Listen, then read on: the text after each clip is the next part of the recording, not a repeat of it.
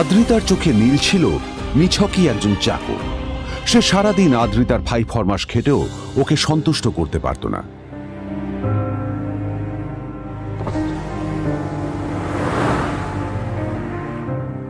এত কিছুর পরেও কেন একজন ধনী বাবা তার মেয়েকে গরিব ছেলের সাথে বিয়ে দিলেন?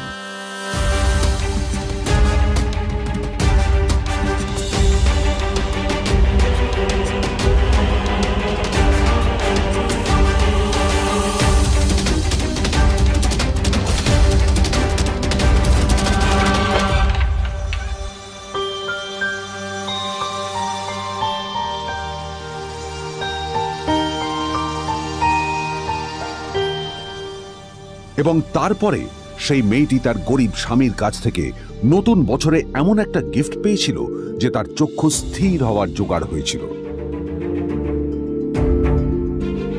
আর ওর স্বামী সম্পর্কে সত্যিটা জানার পর তো ও প্রায় অজ্ঞান হয়ে গিয়েছিল।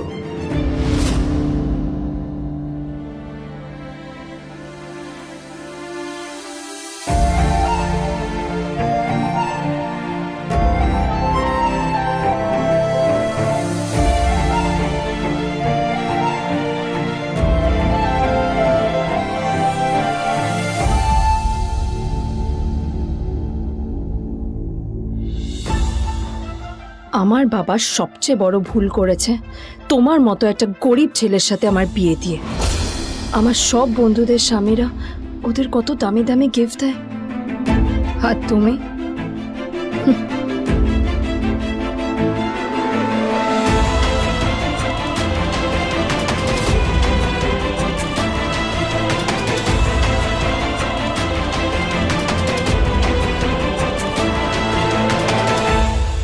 আদ্রিতা তার বাবার কথায় নীলকে বিয়ে তো করেছিল, কিন্তু ও শর্ত দিয়েছিল যেন বাড়ির বাইরের কেউ না জানতে পারে যে নীল ওর স্বামী।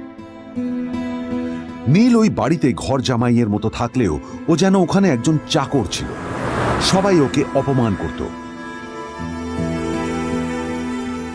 ওই বাড়িতে না ও ঠিক মতো খাবার পেত, আর না ওর কোনো আলাদা ঘর ছিল। কখনো কার্পেটের উপর ঘুমোতো, তো কখনো আবার পোষা কুকুরের ঘরের পাশে নীলকে ঘুমোতে হতো।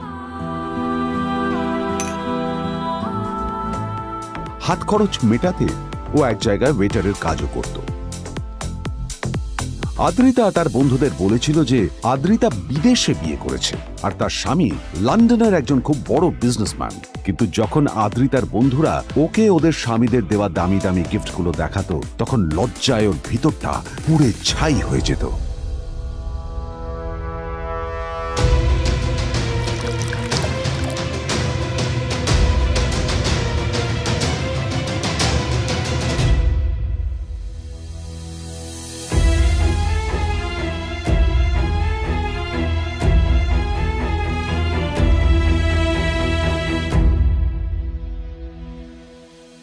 এই যে শোনো, নিউ ইয়ারে আমার একটা গিফট চাই তোমার থেকে। আর গিফট যেন দামি হয়, হ্যাঁ, মানে খুব দামি, কয়েক লাখ টাকা। ওকে? কয়েক লাখ টাকা? কিন্তু অদ্রিতা, এত টাকা আমি একসাথে কখনো দেখিনি। তোমাকে এত দামি গিফট আমি কি করে দেব? এটা তো তোমার বিয়ে করার আগে ভাবা উচিত ছিল। একজন পুরুষ মানুষ হয়ে নিজের স্ত্রীর এইটুকু ইচ্ছা তুমি পূরণ করতে পারবে না? স্ত্রীর এই কথাগুলো নীলকে আহত করে। নিঃশব্দে ওখান থেকে চলে যায় নীল।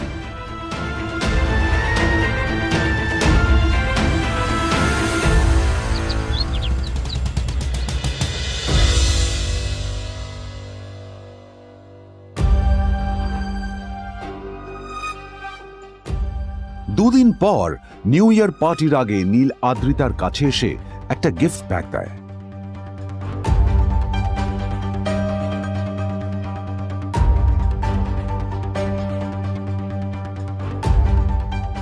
আদ্রিতা মুখ বেজার করে বাক্সটা খুলল, তবে তারপর বাক্সের ভেতরে গিফটটা দেখতেই ও চমকে গেল।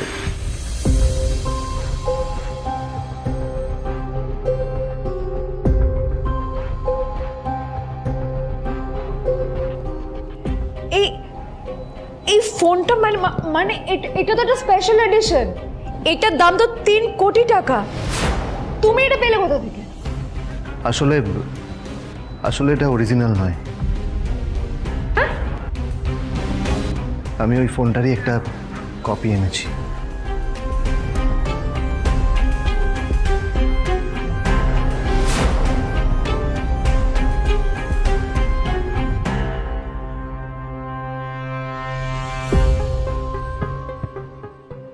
কিন্তু আদ্রিতার নীলের কথায় একটু সন্দেহ হয়, কারণ ফোনটা দেখে একেবারেই আসল বলেই মনে হচ্ছিল। পরের দিনই আদ্রিতা ওই কোম্পানির শোরুমে গেল। এই ফোনটা একটু দেখুন না প্লিজ। ওয়াও, আচ্ছা ম্যাম, আপনি কি মিস্টার রয় চৌধুরীর বন্ধু? কে মিস্টার রয় চৌধুরী?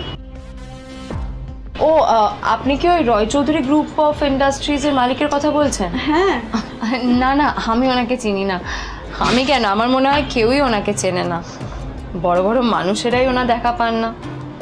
আমিও কোনোদিন ওনাকে দেখিনি, কিন্তু সাডেনলি আপনি এই প্রশ্নটা করলেন কেন? অ্যাকচুয়ালি ম্যাম, আপনার হাতের এই ফোনটা আসলে এটা ফোনের স্পেশাল এডিশন। এই কাটিং, এই ডিজাইন, এই লোগো, এটা জাল করা ইজ নেক্সট টু ইম্পসিবল। আর গোটা ভারতে বিক্রি হওয়া এই ফোনের সেকেন্ড পিস এটা, যেটা মিস্টার রয় চৌধুরী কিনেছিলেন। সেজন্য জিজ্ঞেস করছি ম্যাম, আপনি এই ফোনটা কোথা থেকে পেলেন?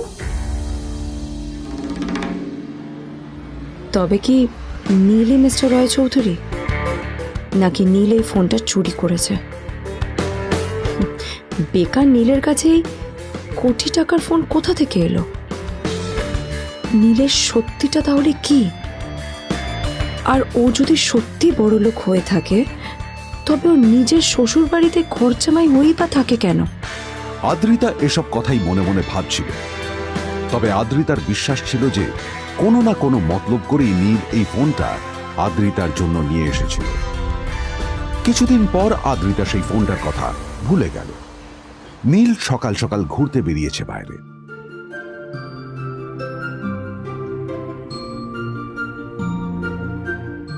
কটা বাজে রে? আমার খুব লেট হয়ে গেছে বুঝলি। তোরা খেল, ঠিক আছে? তোরা খেল, আমি আসছি।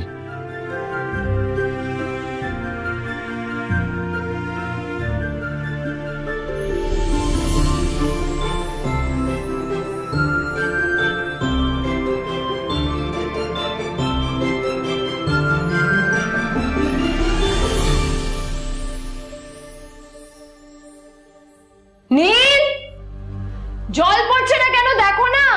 নীল, নীল, নীল কোথায় গেল? নীল,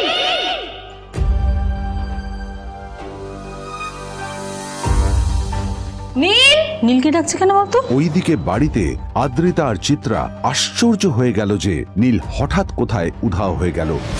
মা তোমাকে কিছু বলে গেছে নীল? হ্যাঁ, কোথায় গেছে ও? না, আমি ওর কোনো খোঁজ খবর রাখি না। আমার একটা কথা মনে হচ্ছে, ওকে না এবার একটু শীতে করতে হবে। একটা কাজে যদি আসতো ছেলেটা, যখনই কোনো কাজের কথা বলি ভ্যানিশ হয়ে যায়। আমি ওকে বলেছিলাম R&B গোল্ড এন্ড ডায়মন্ড থেকে আমার সেটটা নিয়ে আসতে, আনেনি। আনেনি। আজকেও ভালো করে অফিসে নিয়ে যাব, ভ্যানিশ হয়ে গেল। কোথায় গেল কে জানে। আমার ভাগ্যে জুটেছে এরকম একটা ছেলে। এই যে তুমি কেন বিয়েটা দিয়েছিলে আমাকে? এটা আবার কি বলছিস? আমার কি দোষ? দেখ, ওই অসভ্য ছেলেটার সাথে বিয়ে দিতে চাইনি। যা করেছে তোর বাবা করেছে, এটা আমার কোনো দোষ। তখনই হঠাৎ নীল সেখানে এসে উপস্থিত হলো, কিন্তু ও দুজনকে উপেক্ষা করে ভিতরে চলে যাওয়াই শ্রেয় মনে করল। এই যে লাট সাহেব ফিরলেন রাজকার্য করে। এদিকে এসো, তোমার ফাঁকিবাজির আলোচনাই এখানে চলছে। মা প্লিজ থাক, মা থাক, ভাল লাগছে না। এমনিতেই অফিসের জন্য আমার লেট হয়ে যাচ্ছে, আর বিজন আমার ওয়েটও করছে। বিজনের নাম শুনেই নীলের মুখটা ফ্যাকাশে হয়ে গেল। আদ্রিতা নীলকে উপেক্ষা করেই বলল, আরে যে এই ছেলেটার মতো আর একটা ফাঁকিবাজ না তুমি পাবে না। তুমি কেন দাঁড়িয়ে আছো? এই যে শোনো শোনো শোনো শোনো, দাঁড়িয়ে আছো কেন? তোমাকে আমি বলেছিলাম R&B গোল্ড ডায়মন্ড থেকে আমার সেটটা তুলেছো, তোলোনি তো। এইটা চাই না আমার। তুমি আমার সাথে অফিসে যাবে, ফেরার পথে তুমি সেটটা নিয়ে আসবে। তোমার জন্য সবসময় লেট হয় অফিসে, তোমার জন্য। বিরক্ত লাগে। আর ব্যাগটা নিয়ে ওর পেছন পেছন কোথায় যাচ্ছ? যা দিয়ে ওখানে রেখে এসো। নীল চিত্রার সাথে মাঝে মাঝে ঝগড়া করলেও তার স্ত্রী আদ্রিতার সাথে ও কখনো ঝগড়া করতো না। সত্য সব অপদার্থ।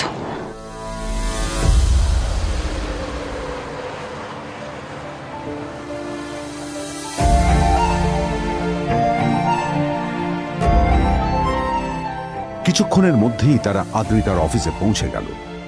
আদ্রিতা গাড়ি থেকে নামতে নামতে দেখলো যে তার কাছে অনেকগুলো ফাইল আছে। নীলের দিকে তাকিয়ে ওকেই ফাইলগুলো নিয়ে ভেতরে আসতে বলল। চলো, হা করে দাঁড়িয়ে আছো কেন? ফাইলগুলো নিয়ে ভেতরে এসো।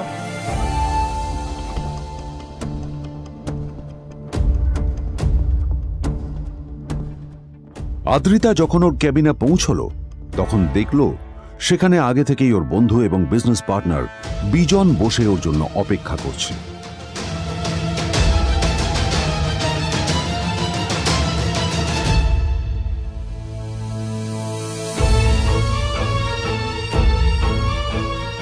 কোথায় ছিলে বলো? আমি 1 ঘন্টা ধরে তোমার জন্য এখানে ওয়েট করছি। এই লোকটার কি কোনো কাজকর্ম নেই? 1 ঘন্টা ধরে বসে আমার স্ত্রী আদ্রিতার জন্য অপেক্ষা করছে। সরি বিজন, আমি খুবই দুঃখিত যে বাড়ির কিছু লোকের জন্য না আমার সবসময় লেট হয়ে যায়। আদ্রিতার কথা শোনার পর বিজনের 1 ঘন্টা অপেক্ষা করার অভিযোগ 1 মুহূর্তের মধ্যে মিলিয়ে গিয়েছিল। কি হলো, হাসছো কেন? লটারি পেলে নাকি? লটারি? হ্যাঁ, তুমি আসা মানে আমার কাছে লটারির থেকেও বেশি দাম। তবে তার থেকে কিঞ্চিত কম দামি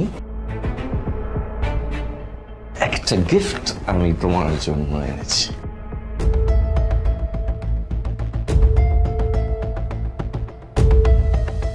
This is a rare diamond necklace for you. এটা আমার জন্য? সত্যি? এই শহরে এটা খুঁজে পাওয়া খুব বিরল। Just like you. Like it? Thank you. You're welcome. Thank you for the gift. আসি তাহলে এখন।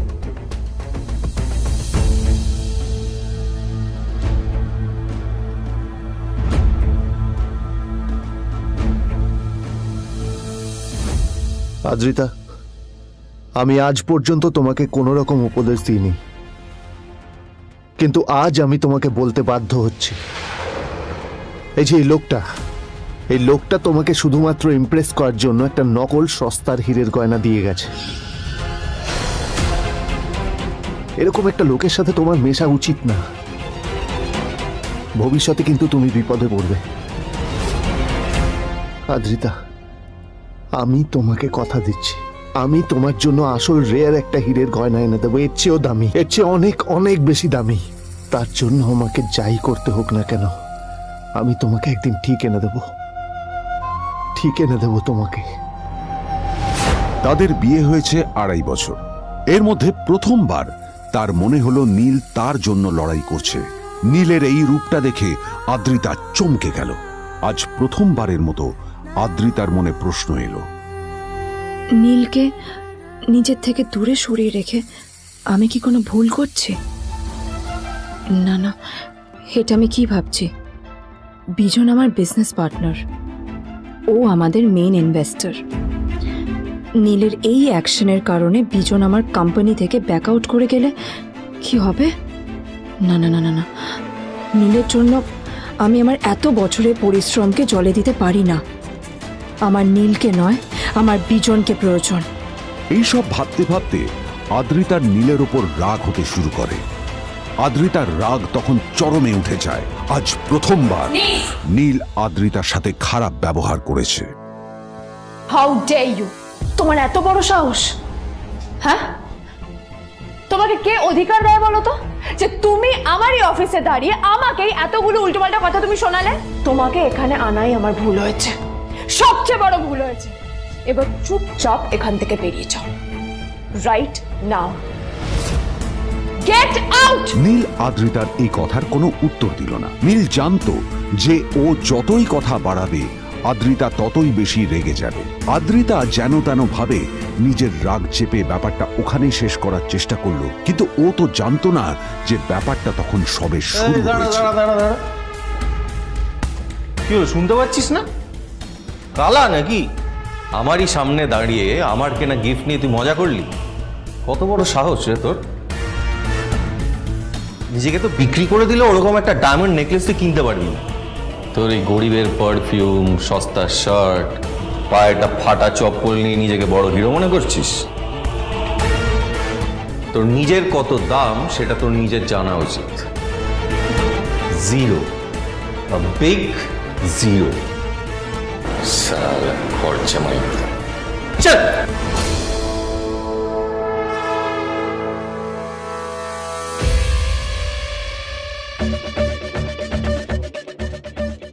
নীল তখনও ঝামেলা করার মেজাজ ছিল না, কিন্তু যখন কেউ অন্যের নীরবতা সুযোগ নিতে শুরু করে তখন কথা বলাটা প্রয়োজন। নীল আঙুল তুলে পেছনের দিকে ইশারা করে। প্রথম কথা, ওই যে ওখানে দাঁড়িয়ে আছে, ও আমার স্ত্রী।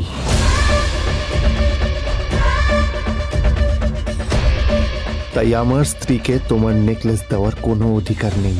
ওকে যদি নেকলেস দিতে হয় তাহলে আমি দেব। তাই এসব ফ্রডগিরি বন্ধ করো। আর দ্বিতীয় কথা, যার পকেটে পয়সা নেই ঝনঝন আওয়াজ করা তার মানায় না।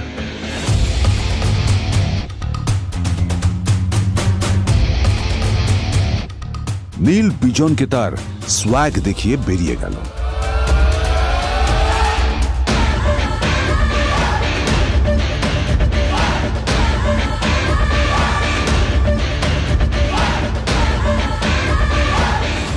আদ্রিতার রাগে গজগজ করছিল। ওর জ্বলন্ত চোখের সামনে শুধু নীলের মুখটা ভেসে উঠছিল। ও যতই নীলের কথা ভাবছিল ততই ওর রাগ বেড়ে যাচ্ছিল। গত কয়েক মাস ধরে আদ্রিতার কোম্পানির অবস্থা একেবারেই ভালো ছিল না। আদ্রিতা তা সামলানোর আপ্রাণ চেষ্টা করছিল। কি যে করবেও সেইটাই বুঝে উঠতে পারছিল না। তারপর বিজনের সাথে ওর দেখা হলো, আর তখনই বিজনের সাথে ওর বন্ধুত্ব হলো। বিজন একটা খুব বড় পরিবারের সদস্য। আজ বিজন শুধুমাত্র আদ্রিতার কোম্পানির একজন বিজনেস পার্টনারই নয়, সাথে বড় ইনভেস্টরও। আর শুধুমাত্র বিজনের কারণেই আদ্রিতার কোম্পানি এখনো চলছে। এই কোম্পানির সমস্ত লস বিজনই বহন করে এবং আদ্রিতারও ওকে তাই খুব প্রয়োজন। বিজনের সাথে বন্ধুত্ব করা আদ্রিতার পক্ষে সহজ কাজ ছিল না। অনেক কাঠখড় পুড়িয়ে আদ্রিতা ওর কাছাকাছি এসেছিল। সবকিছু ঠিকঠাকই চলছিল, সবকিছুই আদ্রিতার প্ল্যান অনুযায়ী হচ্ছিল, কিন্তু নীল আজ এসে সবকিছু নষ্ট করে দিল। জাস্ট কি দরকার ছিল বুঝতে পারছি না। কি দরকার ছিল নীলের বিজনকে এতগুলো কথা শোনানোর? এবার বিজন আমাকে টাকা দেবে কিনা সেটাও জানি না, আমার কোম্পানিতে ইনভেস্ট করতে চাইবে কিনা সেটাও বুঝতে পারছি না। কি করব?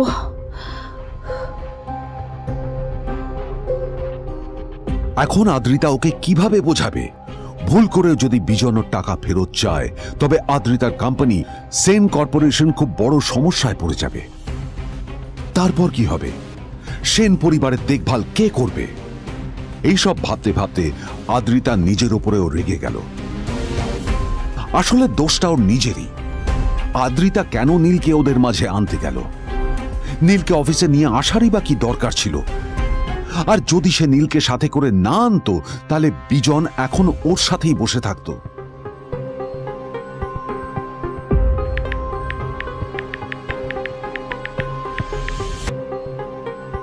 প্যামেলা, আমি মিটিংয়ে বেরোবো, আমার চেঞ্জটা একটু নিয়ে এসো প্লিজ। Thank you. আর অন্যদিকে সেন কর্পোরেশনের অফিস থেকে বেরিয়ে নীলের খুব ফুরফুরে লাগছিল। তখনই হঠাৎ ওর ফোনটা বেজে উঠল। ফোনটা ছিল মিস্টার রায় চৌধুরীর। তিনি ছিলেন শহরের সব থেকে বড় বিজনেসম্যান। হ্যাঁ মিস্টার রায়চৌধুরী, আমি আপনাকেই ফোন করতে যাচ্ছিলাম। আমি একজন বিশেষ লোকের সাথে তোমার একটা মিটিং ফিক্স করেছি। ওর অ্যাড্রেস আমি তোমাকে টেক্সট করে দিয়েছি। আমি চাই তুমি ওই লোকটার সাথে মিট করো। ঠিক আছে, আমি যে কোনো কারোর সাথে দেখা করতে পারি, কিন্তু তার জন্য আপনাকে আমার দুটো শর্ত মানতে হবে। প্রথমটা, আমার জন্য একটা রেয়ার হীরের নেকলেস আপনাকে জোগাড় করে আনতে হবে। আর দ্বিতীয়টা, আমি আপনাকে টেক্সট করছি, এটাও কিন্তু একই রকম জরুরি। এই দুটো কাজ আপনাকে যত তাড়াতাড়ি সম্ভব করে ফেলতে হবে আমার জন্য, ঠিক আছে? তোমার অ্যাকাউন্টে কিছু টাকা পাঠিয়েছি। কিছু জামা কাপড় কেনো, যাতে তুমি ভদ্র সমাজে আসার যোগ্য হও আর তোমাকে আমি স্বামীর পরিচয় দিতে লজ্জা না পাই। তোমার কারণে আমার পরিবার লজ্জা পাবে, আমি সেটা চাই না। যখনই দেখি তখনই তুমি ভিকিরির মতো ছেঁড়া ফাটা জামা কাপড় পরে থাকো। আসলে আদ্রিতার বাড়িতে আজ ফ্যামিলি ডিনার পার্টি ছিল, আর শেষবার নীলের জন্য ওকে অনেক ঝামেলা পোহাতে হয়েছিল।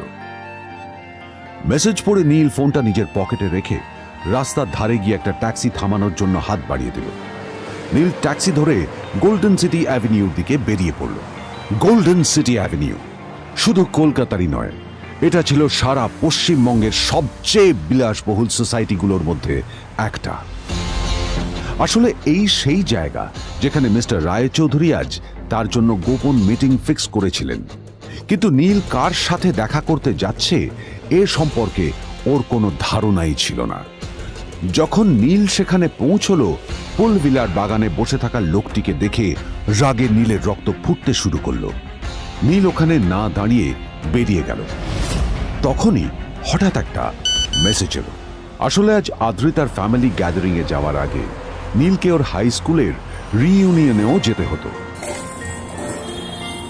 গ্র্যাজুয়েশনের পর এত বছরে এই প্রথম নীল তার কোনো কলেজ বা স্কুলের রিইউনিয়নে যাচ্ছে। এতগুলো বছরে নীল তার কোনো বন্ধুর সাথেই দেখা করেনি। নীলের তার পুরনো সহপাঠীদের কথা মনে পড়তে লাগলো, যাদের সাথে ও স্কুলে মজা করত। আজ আবার ওদের সকলের সাথে নীলের দেখা হবে।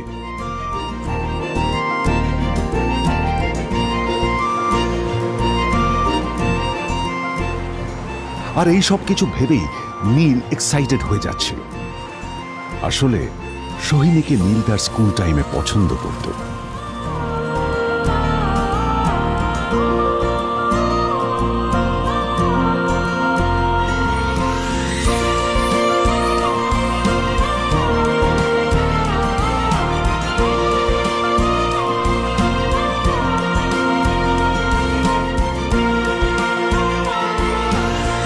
অন্যদিকে সেম কর্পোরেশনে ইনভেস্টরদের সঙ্গে আদ্রিতার মিটিং একেবারেই ভালো যায়নি। তাকে দেখে বেশ গম্ভীর মনে হচ্ছিল।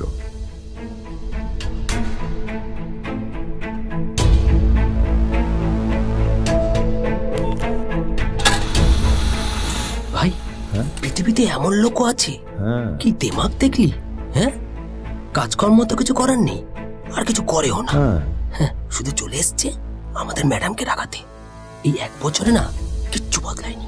আরে আমি তো ভেবেছিলাম যে এর সাথে ম্যাডামের আর কোনো সম্পর্কই নেই, কিন্তু না, এখন যা দেখছি উল্টে ম্যাডামের মাথায় উঠে নাচছে। আমার মাঝে মাঝে মনে হয় এদের দুজনের বিয়ে কিভাবে হলো। আর বিয়ে তো অনেক পরের কথা, 2 বছর হয়ে গেল, এদের এখনো ডিভোর্স হলো না। হ্যাঁ, আমার তো ভাবলে কিরকম অবাক লাগছে। যা বলেছিস।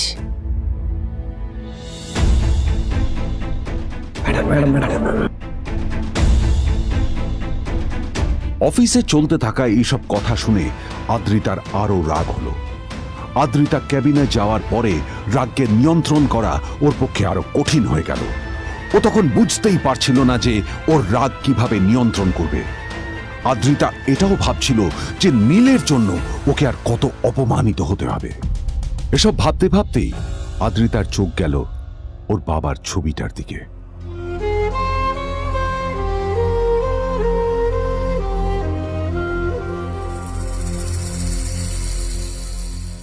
আমি তো তোমার সবচেয়ে প্রিয় মেয়ে ছিলাম বাবা, তাই আমি সবসময় ভেবেছি যে তুমি আমার জন্য যাকে সিলেক্ট করবে সে সব থেকে শ্রেষ্ঠ হবে। তাই আমি নিজে থেকে কখনো কোনো রিলেশনশিপে যাইনি, আর তোমার কাছে বিয়ের কোনো শর্তও রাখিনি। কিন্তু তুমি না আমার সাথে কি করলে? এই গাধাটার সাথে আমাকে বিয়ে দিলে। আমার জীবনটা নষ্ট হয়ে গেল, শেষ হয়ে গেল।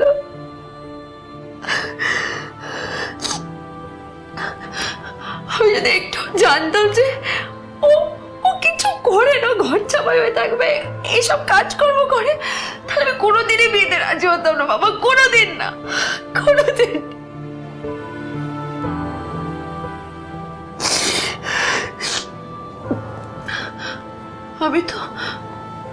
আমি তো সবসময় ভাবতাম যে বাবা মারা তাদের সন্তানের ভালো চায়, কল্যাণ চায়, তাদের জন্য চিন্তা করে, কিন্তু কিন্তু বাবা তুমি আমার জন্য একটু চিন্তা করোনি। তুমি শুধু তোমার শেষ কর্তব্যটুকু করতে চেয়েছিলে, শেষ ইচ্ছাটুকু রাখতে চেয়েছিলে, ব্যাস পালন করা হয়ে গেছে। আর আমাদের তুমি ছেড়ে চলে গেলে, তুমি আমাকে ছেড়ে চলে গেলে। অন্যদিকে নীল রিইউনিয়ন পার্টির জন্য হোটেল প্রাইম স্টারের দিকে রওনা হলো। হোটেল প্রাইম স্টার ছিল শহরের সবচেয়ে দামি হোটেল। ওখানে শহরের সব বড় লোকেরা যাতায়াত করত। নীল যখনই তার পুরনো বাইকটা নিয়ে ওখানে পৌঁছলো, ওর পুরনো জামা কাপড়, পুরনো বাইক আর ওর পায়ে ছেঁড়া চপ্পল দেখে সিকিউরিটি গার্ড ওকে গেটের বাইরেই আটকে দিল। কোথায় যাচ্ছিস শালা ভিকিরি? না না দাদা, আপনি আমাকে ভুল বুঝছেন। আসলে আমাকে ইনভাইট করা হয়েছে, আমি এই হোটেলেই এসেছি। শালা মিথ্যে কথা বলার জায়গা পাস না? হ্যাঁ, মিথ্যে কথা বলার আগে নিজের চেহারাটা তো দেখতিস। এটা একটা প্রাইম হোটেল, বুঝেছিস? এখানে সব শহরের বড় বড় লোকেরা তাদের বড় বড় গাড়ি নিয়ে আসে।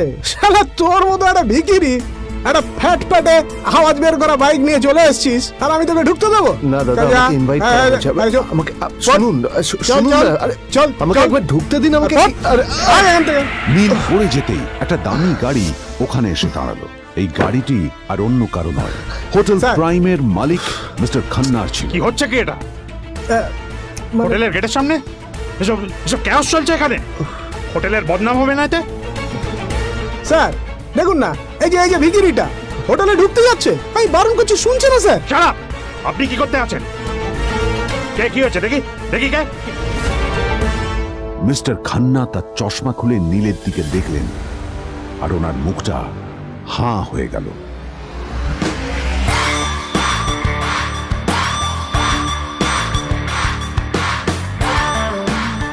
নীল স্যার, আপনি?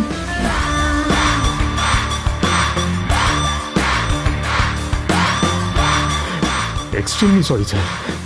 স্যার স্যার, আপনি একটা ইনফর্ম করেননি কেন আমাকে? আপনি আসবেন জানলে তো আমি নিজে রিসিভ করতে আসতাম আপনাকে। ঠিক আছে, আপনি ব্যস্ত হবেন না প্লিজ। জানোইনি কে? নিজের বসকে এভাবে একজন ভিখারিকে হাতে পায়ে ধরতে দেখে গার্ডটিও অবাক হয়ে গেল। আরে sir, sorry sir, extremely sorry, আপনি আমার সঙ্গে আসুন। সরি স্যার, সরি, ভুল হয়ে গেছে স্যার। সালাম স্যার। নীল কি তবে সত্যিই একজন খুব বড়লোক কেউ? জানতে পকেট এফএম এর এই সম্পূর্ণ গল্পটি শুনুন বস, দুনিয়া যার বসে, যেটা ভারতীয়রা সবচেয়ে বেশি শুনছে। বিনামূল্যে গল্প শুনতে নিচের ইনস্টল বাটনে ক্লিক করুন এবং পকেট এফএম ডাউনলোড করুন।